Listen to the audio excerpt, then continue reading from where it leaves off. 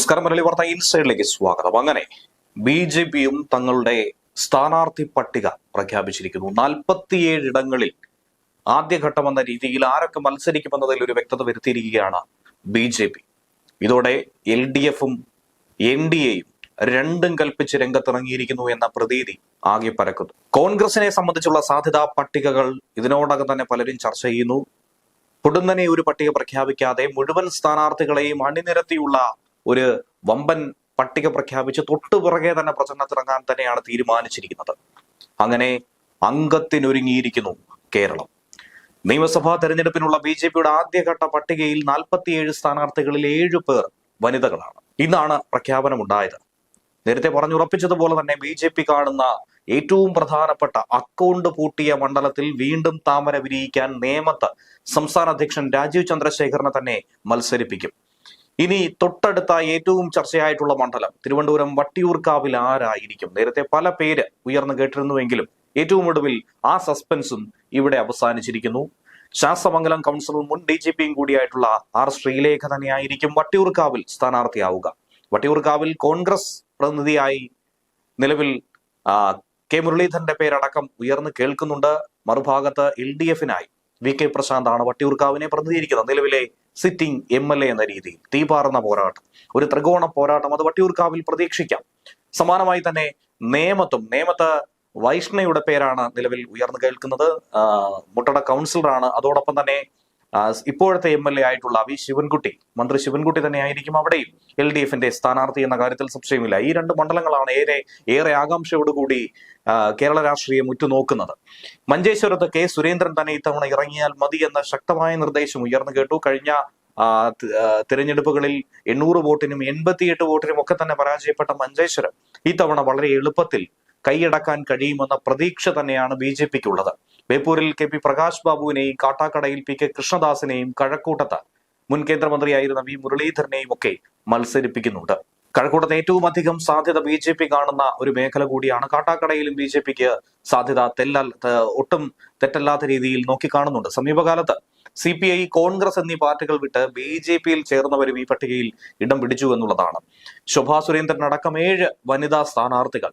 പ്രധാനമന്ത്രി നരേന്ദ്രമോദി, പ്രതിരോധ മന്ത്രി രാജ്നാഥ് സിംഗ്, ആഭ്യന്തരമന്ത്രി അമിത്ഷാ തുടങ്ങിയ പ്രമുഖ നേതാക്കൾ പങ്കെടുത്ത യോഗത്തിന് ശേഷമാണ് ഈ പ്രഖ്യാപനം ഉണ്ടായത്. കോഴിക്കോട് നോർത്തിൽ നവ്യ ഹരിദാസും പാലക്കാട് ശോഭാ സുരേന്ദ്രനും തൃശൂരിൽ പത്മജ വേണുഗോപാലുമായിരിക്കും മത്സരിക്കുക. ഇനി സ്റ്റാർ മണ്ഡലമായി കാണുന്ന ചിലയിടത്ത് സ്റ്റാർ സ്ഥാനാർത്ഥികളെ തന്നെയാണ് ഇറക്കിയിരിക്കുന്നത്. ഒറ്റപ്പാലത്ത് മേജർ രവിയും, പാലയിൽ രണ്ടിലയോട് മത്സരിക്കാനായി ഷോൺ ജോർജും, പൂഞ്ഞാറിൽ PC ജോർജും തന്നെയായിരിക്കും ഇത്തവണ മത്സരരംഗത്തായി ഇറങ്ങുന്നത്. ആറ്റിങ്ങൽ മണ്ഡലത്തിൽ അഡ്വക്കേറ്റ് P സുധീറിനെ ഇറക്കുന്നുണ്ട്. ഉദുമയിൽ മനുലാൽ മേലോത്തും, കാഞ്ഞങ്ങാട് ബാലരാജും, പയ്യന്നൂരിൽ AP ഗംഗാധരനും, അഴീക്കോട് KK വിനോദ് കുമാറും, കണ്ണൂരിൽ C രഘുനാഥും, വയനാട് മേഖലയിലെ മാനന്തവാടിയിൽ P ശ്യാംരാജും, സുൽത്താൻ ബത്തേരിയിൽ കവിത ASുമാണ് മത്സരിക്കുക. കോഴിക്കോട് ജില്ലയിൽ വടകരയിൽ അഡ്വക്കേറ്റ് K ദിലീപ്, കുറ്റ്യാടിയിൽ രാമദാസ് മണ്ഡലേരി, നാദാപുരത്ത് CP വിപിൻ ചന്ദ്രൻ, കൊയിലാണ്ടിയിൽ CR പ്രഫുൽചന്ദ്രൻ, പേരാമ്പ്രയിൽ M മോഹനൻ, ബാലുശ്ശേരിയിൽ CP സതീശൻ, ഏലത്തൂരിൽ T ദേവദാസ്, കോഴിക്കോട് സൗത്തിൽ T രനീഷ് എന്നിവരാണ് മത്സരിക്കുക. കുന്ദമംഗലത്ത് VK സജീവൻ എന്നിവരും സ്ഥാനാർത്ഥികളാണ്. ഇനി ഷൊർണൂരിൽ നോക്കുകയാണെങ്കിൽ ശങ്കൂറ്റി ദാസിനെയാണ് മത്സരരംഗത്തേക്ക് ഇറക്കിയിരിക്കുന്നത്. മലമ്പുഴ നോക്കിയാൽ പാലക്കാട് മത്സരിക്കാനായി ശോഭയെത്തുമ്പോൾ മലമ്പുഴയിൽ C കൃഷ്ണകുമാറും, ചേലക്കരയിൽ K ബാലകൃഷ്ണനും, മണലൂരിൽ അഡ്വക്കേറ്റ് KK അനീഷ് കുമാറും, ഇരിങ്ങാലക്കുടയിൽ സന്തോഷ് ചേരാകുളവും, ദേവികുളത്ത് S രാജേന്ദ്രനുമാണ് മത്സരിക്കുന്നത്. വൈക്കത്ത് K അജിത്തും, കാഞ്ഞിരപ്പള്ളിയിൽ അഡ്വക്കേറ്റ് ജോർജ് കുര്യനും മത്സരരംഗത്തുണ്ട് എന്നുള്ളതാണ് ഈ തെരഞ്ഞെടുപ്പിൽ ബി.ജെ.പിയെ സംബന്ധിച്ച് പ്രത്യേകതയുള്ളത്. അമ്പലപ്പുഴയിലാകട്ടെ അരുൺ അനിരുദ്ധനെയും, ഹരിപ്പാട് സന്ദീപ് വചസ്പതിയാണ് തിരഞ്ഞെടുത്തിരിക്കുന്നത്. ചെങ്ങന്നൂരിൽ MV ഗോപകുമാറും, തിരുവല്ലയിൽ അനൂപ് ആന്റണി ജോസഫും, കരുനാഗപ്പള്ളിയിൽ ജിതിൻ ദേവും, കുന്നത്തൂരിൽ രാജീവ് പ്രസാദും, കൊട്ടാരക്കരയിൽ കോൺഗ്രസ് വിട്ടുവന്ന R രശ്മി, ചാത്തന്നൂരിൽ BB ഗോപകുമാർ, നെടുമങ്ങാട് യുവരാജ് ഗോകുൽ, പാറശാലയിൽ അഡ്വക്കേറ്റ് ഗിരീഷ് നെയ്യാർ എന്നിവരെയുമാണ് ഈ ആദ്യ പട്ടികയിൽ ഉൾപ്പെടുത്തിയിരിക്കുന്നത്.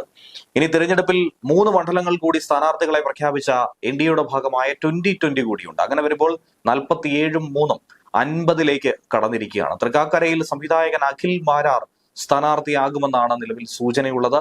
തിരുവമ്പാടിയിൽ സണ്ണി തോമസും, തൃക്കരിപ്പൂരിൽ രവി കുളങ്ങരയിൽ മത്സരിക്കുമെന്നാണ് അറിയുന്നത്. കോൺഗ്രസിൽ നിന്നും രാജിവെച്ച ബാബു ദിവാകരൻ കുന്നത്തുകാട്ടിൽ മത്സരിക്കുമെന്ന് പ്രഖ്യാപിച്ചിട്ടുണ്ട്.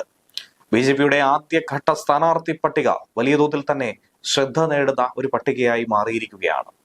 കഴിഞ്ഞ ദിവസം CPIയും CPMും തങ്ങളുടെ സ്ഥാനാർത്ഥികളെ പ്രഖ്യാപിച്ചിരുന്നു. കേരളത്തിൽ ഏപ്രിൽ 9 വോട്ടെടുപ്പുള്ളത്. വോട്ടെണ്ണൽ ഫലപ്രഖ്യാപനം മെയ് 4 കേരളത്തിനൊപ്പം അസം, പുതുച്ചേരി എന്നീ സംസ്ഥാനങ്ങളിലും ഏപ്രിൽ 9 പോളിംഗ് ഉണ്ടാകുന്നത്.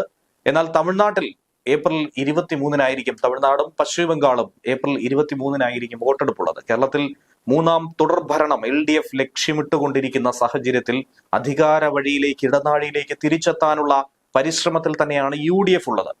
തങ്ങൾ ഒരു പ്രധാന ശക്തിയായി മാറുമെന്ന വെല്ലുവിളി ഉയർത്തി BJPയും മുൻപന്തിയിലേക്ക് എത്താനുള്ള ഒരു കുതിച്ചുചാട്ടം നടത്താനുള്ള ശ്രമത്തിനിടയിൽ തന്നെയാണ്. ഒരു തെരഞ്ഞെടുപ്പിന്റെ പടിവാതിൽക്കൽ എത്തി നിൽക്കുന്ന കേരളത്തിൽ CPMലടക്കം പലതരത്തിൽ പൊട്ടിത്തെറികൾ ഉണ്ടാകുന്നു എന്നുള്ളതാണ് ഏറ്റവും ശ്രദ്ധേയമായ മറ്റൊരു വിഷയം. രാഷ്ട്രീയ പരിണാമങ്ങൾക്ക് പോലും കേരള രാഷ്ട്രീയം ഇതുവരെ കാണാത്ത പല മാറ്റങ്ങൾക്കും അത് ചരിത്രം കുറിക്കുമോ എന്നുള്ളതാണ് സംശയം.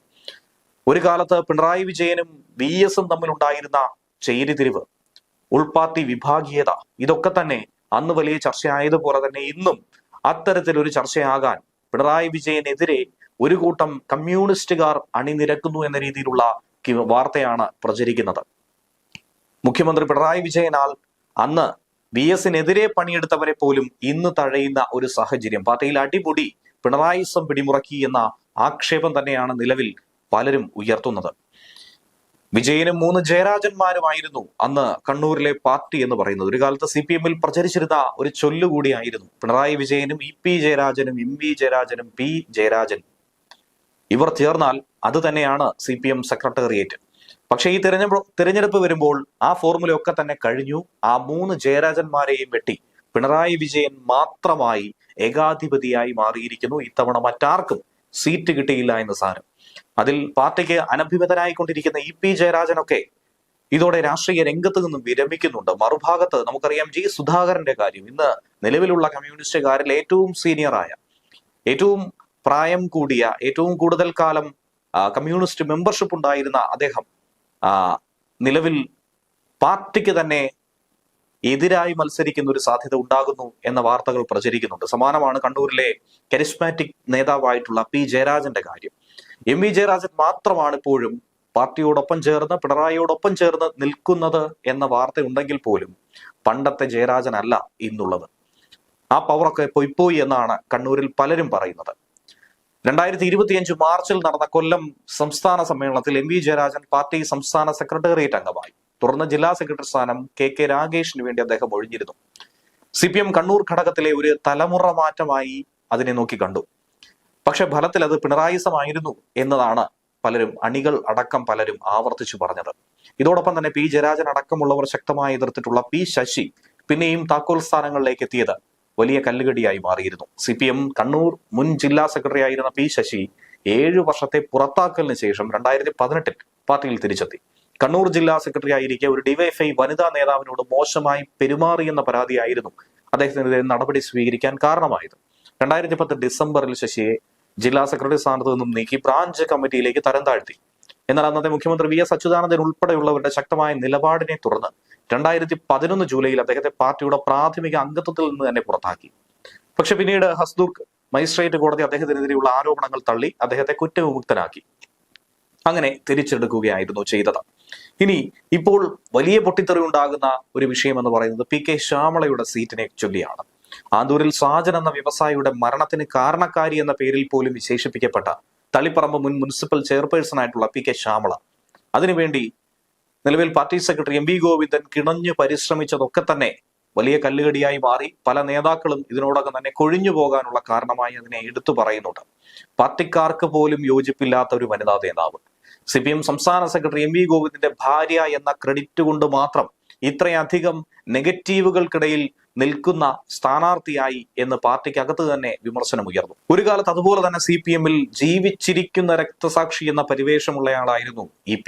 1995 ഏപ്രിലിൽ ചണ്ഡീഗഡ് പാർട്ടി കോൺഗ്രസ് കഴിഞ്ഞ് മടങ്ങുമ്പോൾ ആന്ധ്രാപ്രദേശിലെ ഓങ്കോളിനടുത്ത് വെച്ച് ട്രെയിനിൽ വെച്ച് അദ്ദേഹത്തെ വെടിവെച്ചു.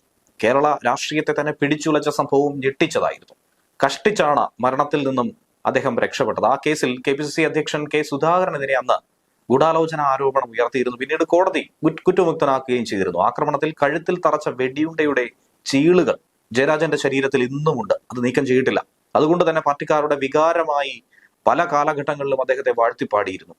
ഒരു കാലത്ത് ഇന്നില്ല എന്ന് സാരം. ഇനി 2016 LDF സർക്കാർ അധികാരമേറ്റപ്പോൾ മന്ത്രിസഭയിലെ രണ്ടാമനായി EP തിരഞ്ഞെടുത്തിരുന്നു. പക്ഷെ അദ്ദേഹം തുടങ്ങിയ അന്നു മുതൽ ഇന്ന് വരെയും വിവാദങ്ങളുടെ തോടനായിരുന്നു. ആദ്യം അദ്ദേഹം പറഞ്ഞതിലുണ്ടായ അക്ഷരപ്പശക്, അതായത് മുഹമ്മദ് അലി അന്തരിച്ച സമയത്ത് കേരളത്തിന് വേണ്ടി സ്വർണ്ണ മെഡൽ നേടിയ വ്യക്തി എന്ന രീതിയിൽ ചാനലിലൂടെ പ്രതികരിച്ചതിന് വലിയ തോതിൽ EP-ക്ക് ട്രോളുകൾ ഏറ്റുവാങ്ങേണ്ടി വന്നു. അതുപോലെ തന്നെ മന്ത്രിയായിരിക്കുമ്പോൾ സ്പോർട്സ് കൗൺസിൽ അധ്യക്ഷയായിരുന്ന അഞ്ജു ബോബി ജോർജിനെതിരെ അഴിമതി ആരോപണം ഉന്നയിച്ചത്, അവരെ അപഹസിച്ചു വന്നതൊക്കെ തന്നെ വലിയ ചർച്ചയായിരുന്നു.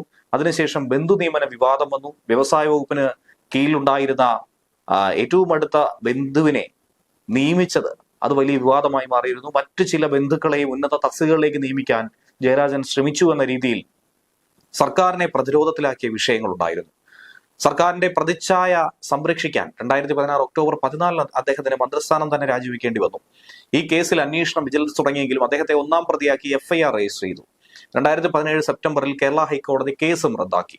നിയമനത്തിൽ അഴിമതി നിരോധന നിയമപ്രകാരമുള്ള കുറ്റം നിലനിൽക്കില്ല, ആർക്കും സാമ്പത്തിക ലാഭം ഉണ്ടായിട്ടില്ല, അങ്ങനെയുള്ള വിജിലൻസ് റിപ്പോർട്ട് പരിഗണിച്ചായിരുന്നു കോടതിയുടെ ആ നടപടി. 2018 ഓഗസ്റ്റ് 14 വീണ്ടും മന്ത്രിയായി സത്യപ്രതിജ്ഞ ചെയ്തു. നേരത്തെ കൈകാര്യം ചെയ്ത വ്യവസായം, കായികം, യുവജനക്ഷേമം എന്നീ വകുപ്പുകൾ തന്നെ തിരിച്ച് അദ്ദേഹത്തിന് കൊടുത്തു. പക്ഷെ പിന്നെയും വിവാദം. വൈദേകം ആയുർവേദ റിസോർട്ട്, അദ്ദേഹത്തിന്റെ കുടുംബത്തിന് നിക്ഷേപമുണ്ടെന്ന ആരോപണം പാർട്ടിക്കകത്ത് തന്നെ ഉയർന്നു കേട്ടു. PJ ആയിരുന്നു അതിൽ പ്രേരക ശക്തിയും. അങ്ങനെ പാർട്ടിയും EP-യും അകലാൻ തുടങ്ങിയ ഒരു സാധ്യത ഉണ്ടായി. വീണ്ടും ഒരു ടൈമിൽ മത്സരിക്കാൻ അദ്ദേഹത്തിന് അവസരം നൽകിയില്ല. അദ്ദേഹം BJP-യിൽ അടക്കം ചേരുമെന്ന രീതിയിൽ പ്രകാശ് ജാവ്ദേക്കറുമായി കൂടിക്കാഴ്ച നടത്തിയെന്നും ശോഭാ സുരേന്ദ്രന്റെ ചില വെളിപ്പെടുത്തലുകളും ഒക്കെ തന്നെ തിരഞ്ഞെടുപ്പ് കാലത്ത് വലിയ വിവാദ കൊടുങ്കാറ്റ് തന്നെയാണ് ഉയർത്തിയത്. LDF കൺവീനർ സ്ഥാനത്ത് നിന്ന് പോലും EP-യെ പിന്നീട് മാറ്റി. അതിനുശേഷമാണ് 2024 നവംബറിൽ ഉപതെരഞ്ഞെടുപ്പ് ദിവസം തന്നെ DC ബുക്സ് പ്രസിദ്ധീകരിക്കാനിരുന്ന അദ്ദേഹത്തിന്റെ ആത്മകഥ അത് വലിയ വിവാദം. കട്ടൻ ചായയും പരിപ്പുവടയും ഒരു കമ്മ്യൂണിസ്റ്റിന്റെ ജീവിതം എന്ന പേരിലുള്ള പുസ്തകത്തിന്റെ ചില ഭാഗങ്ങൾ പുറത്തു വന്നു. അത് CPM-ന് വലിയ ക്ഷീണം തന്നെ ആയിരുന്നു എന്ന കാര്യത്തിൽ സംശയമില്ല. പിന്നീട് അത് എത്ര ന്യായീകരിക്കാൻ നോക്കിയെങ്കിൽ പോലും അത് ശരിയായ രീതിയിൽ മാറിയിട്ടില്ല എന്നുള്ളതാണ് യാഥാർത്ഥ്യം. ഒരു കാലത്ത് VS കഴിഞ്ഞാൽ CPM-ൽ ഏറ്റവും ജനപ്രീതി ഉണ്ടായിരുന്ന മറ്റൊരു നേതാവായിരുന്നു P ജയരാജൻ. CPM-ൽ ജീവിച്ചിരിക്കുന്ന രക്തസാക്ഷി എന്ന പരിഗണന കിട്ടിയ മറ്റൊരു നേതാവ്. എതിരാളികൾക്ക് കാലിനും പാർട്ടിക്കാർക്ക് നായകനും എന്ന രീതിയിൽ പരിവേഷം. BJP കോട്ടകളിൽ പോലും കടന്നു കയറി ഒരു കാലത്ത് തന്നെ ആക്രമിച്ച ആളുകളെ പോലും CPM-ലേക്ക് അടുപ്പിക്കാൻ ജയരാജന് കഴിഞ്ഞു. അങ്ങനെ കാലം മാറി വന്നവർ അദ്ദേഹത്തെ ചെന്താരകമായും പാർത്ഥസാരഥിയായും ഒക്കെ തന്നെ വിശേഷിപ്പിച്ച് പാട്ടുകളും പോസ്റ്ററുകളും ഒക്കെ തന്നെ ഇറക്കി വലിയ തോതിൽ പാർട്ടിക്കും മുകളിലേക്ക് വ്യക്തിപൂജ നടത്തി എന്ന വിവാദമായിരുന്നു അദ്ദേഹത്തിന്റെ രാഷ്ട്രീയ ജീവിതത്തിന്, രാഷ്ട്രീയ സ്ഥാനമാനങ്ങൾക്ക് അന്ത്യം കുറിച്ചത്. കണ്ണൂർ ജില്ലാ സെക്രട്ടറി ആയിരുന്ന അദ്ദേഹം വലിയ തോതിൽ തന്നെ കത്തി നിൽക്കുകയായിരുന്നു. ആ സമയത്തായിരുന്നു വ്യക്തിപൂജാ വിവാദങ്ങൾ വന്നതും പിണറായി വിജയനെ ചൊടിപ്പിച്ചതും. ജയരാജനെ പുകഴ്ത്തി കണ്ണൂരിന്റെ ചുവന്ന സൂര്യൻ തുടങ്ങിയ പാട്ടുകളടക്കം വീഡിയോകളടക്കം പുറത്തു വന്നത് പാർട്ടിയിൽ വിവാദമാക്കി. പാർട്ടിക്ക് മുകളിൽ വ്യക്തിയെ പ്രതിഷ്ഠിക്കാൻ ശ്രമിക്കുന്നുവെന്ന് കാണിച്ച് സംസ്ഥാന കമ്മിറ്റി അദ്ദേഹത്തെ പരസ്യമായി തന്നെ ശാസിച്ചു.